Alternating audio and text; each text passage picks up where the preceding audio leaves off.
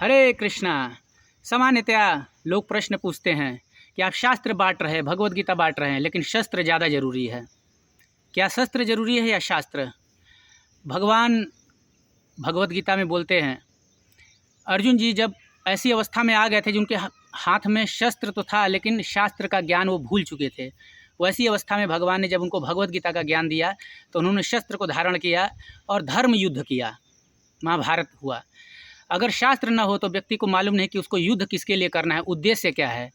और केवल अगर शस्त्र आतंकवादी के हाथ में चला जाए तो वही शस्त्र नुकसान कर सकता है, लेकिन किसी वेल ट्रेंड, एजुकेटेड और कल्चर्ड क्षत्रिय के हाथ में दिया जाए तो वो शस्त्र जो है धर्म की रक्षा कर सकता है।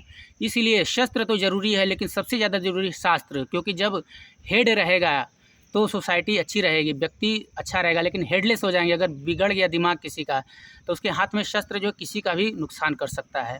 सेम वेपन जो है डॉक्टर के अगर हाथ में है तो किसी का भला कर सकता है, चोर के हाथ में है तो किसी का नुकसान कर सकता है।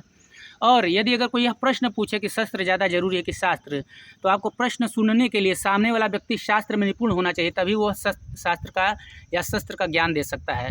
अन्यथा अगर उसको शास्त्र का ज्ञान नहीं है, वो थोड़ा इधर से ढीला है, केवल उसको शस्त्र जानता है, शस्त्र चलाना जानता है और धर्म के नाम पे शस्त्र को मिसयूज़ करता है, तो आपके प्रश्न पूछते ही आपका सर जो है कलम कर दिया जाएगा किसी भी चीज़ के नाम पे कि तुमने ऐसा कैसे पूछ लिया।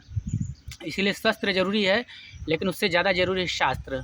अगर हर व्यक्ति शास्त्र को पढ़े, उसको समझे, धर्मम तो साक्षात भगवत प्रणीतम, भगवान की वाणी है शास्त्र, अगर उसको हम समझें तो हम मनुष्य की तरह जी सकते हैं और अंत में भगवान को स्मरण कर सकते हैं, भगवत धाम जा सकते हैं, अंति नारायण स्मृति।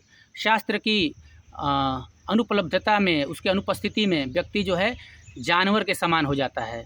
साक्षात मनुष्य जो है जानवर जैसा हो जाता है, खाना पीना, सोना, नौकरी करना, पढ़ाई करना, एक जानवर की तरह। जानवर जो है ये सारे कार्य करने के लिए, खाने पीने के लिए उसको ज़्यादा स्ट्रगल नहीं करना पड़ता, लेकिन बच्चे को बचपन से 5वीं से स्ट्रगल चालू हो जाते हैं। स्कूल में जाएगा, फिर कंपनी में जाएगा, स्ट्रगल स्ट्रगल स्ट्रगल।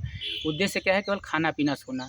तो शास्त्र की अनुपस्थिति में व्यक्ति जो है जानवर बन जाता है और अलग अलग रंग के ध्वजा, धर्म ध्वजी बन जाएगा। कोई नीला रंग के धर्म ध्वजा लेके भागेगा, जय ये जय वो, कोई हरे रंग का ध्वजा लेकर घूमेगा, कोई लाल रंग का ध्वजा, लेकिन ध्वजा घूमने से कुछ नहीं होगा अगर धर्म का ज्ञान नहीं है, धर्म का अगर हम प्रचार नहीं कर रहे हैं, भगवत गीता का अगर हम प्रचार नहीं कर रहे। तो ये भगवत गीता पढ़िए, सबको बांटिए।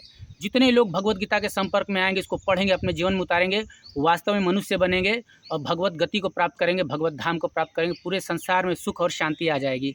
तो सुख और शांति अगर आप चाहते हैं तो एक ही कार्य कीजिए, भगवत गीता का प्रचार। हरे कृष्णा।